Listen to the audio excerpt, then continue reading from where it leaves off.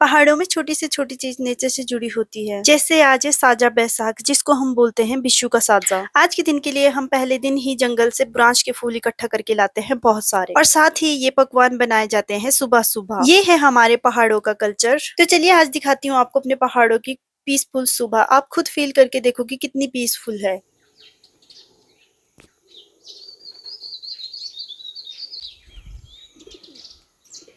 जैसे ही मैं कमरे से बाहर आई तो मेरी नजर लेंटर पे बैठे इन कबूतर पे पड़ी, जो कि दाने का वेट कर रहे थे, और कुछ छोटे पक्षी भी दाने का वेट कर रहे थे क्योंकि ये रोज यहाँ पे दाना खाने आते हैं। फिर मैंने नीचे आके सबसे पहले इन सबको दाना डाला और ये भी फटाफट से आ गए दाना खाने। और सुबह सुबह मम्मी लग गए थे यहाँ पे पकवान बनाने, तो मैं भी चली गई थी मम्मी की हेल्प करने। हमारे पहाड़ों में साजे को अच्छी तरह से सेलिब्रेट किया जाता है। साजा आने से पहले पूरे घर को पूरी तरह से साफ किया जाता है, और साजे के दिन सुबह सुबह ये भोजन बनाया जाता है भगवान के लिए। आज साजे के लिए स्पेशल होते हैं ये बड़े और पोल्डू, जो कि हम हर साजे को बनाते हैं। जब भी बड़ा साजा होता है तो हमारे घर में यही पकवान बनता है। और हर साजे को हम मंदिर के लिए एक एक सेक्टू जो है आटे का देते हैं, जिसको हम बोलते हैं न्यूज देना। तो यहाँ पे छोटा सा मंदिर है मेरे घर के साथ, पापा चले गए थे वहाँ पे न्यूज देने। सभी पकवान बनने के बाद अब बारी थी पूजा की, और जो भी पकवान बनाए हैं वो पहले भगवान को चढ़ाए जाते हैं। तो मेरे घर के आसपास जितने भी हमारे कुल देवता जी के मंदिर है, सबके लिए भोग चढ़ाया और धूप दिया और जल चढ़ाया। पूजा करने के बाद अब बारी आती है बुरांश की, जो कि हम कल लेके आए थे। तो इस साजे के लिए हम इन बुरांश को अपने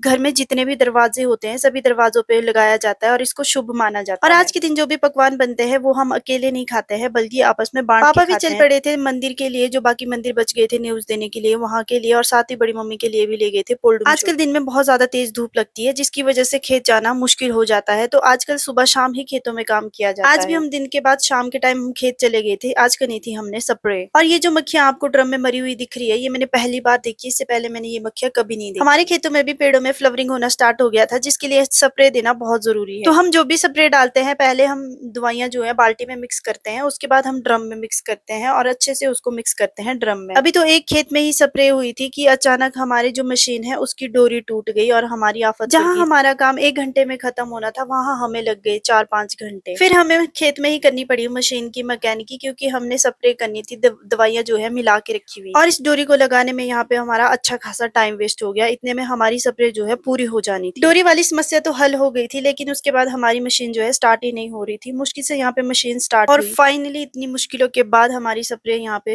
होना स्टार्ट हो गया था। चलिए तो आज के व्लॉग को मैं यहीं पे एंड करती हूँ। अब आपको मिलूंगी अगले व्लॉग में, तब तक बाय बाय।